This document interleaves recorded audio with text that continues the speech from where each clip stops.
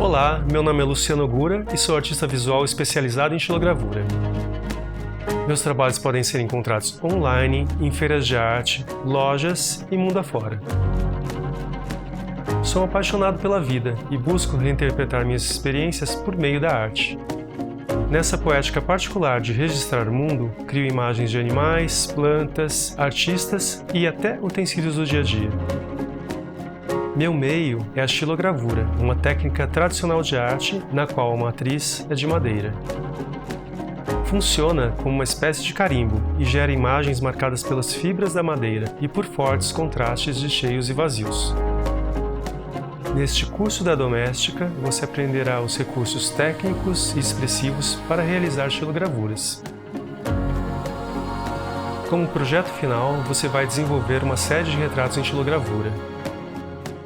Começarei apresentando os materiais básicos de xilogravura e suas alternativas. Em seguida, você escolherá referências fotográficas para sua série e passará essas imagens para o papel.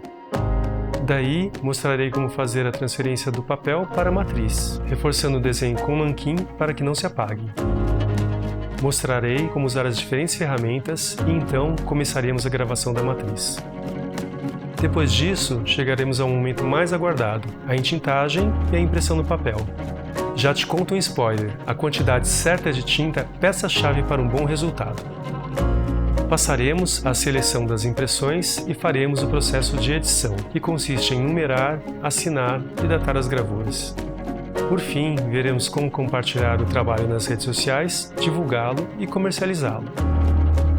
Ao terminar este curso, você saberá se apropriar da linguagem da xilogravura e desenvolver a sua própria poética visual. Para me acompanhar, você vai precisar de uma placa de madeira ou MDF, uma placa de vidro ou acrílico, goivas, espátula de metal, tinta gráfica e materiais de pintura e desenho. Domine a técnica da xilogravura e aprenda a se expressar com madeira, tinta e papel.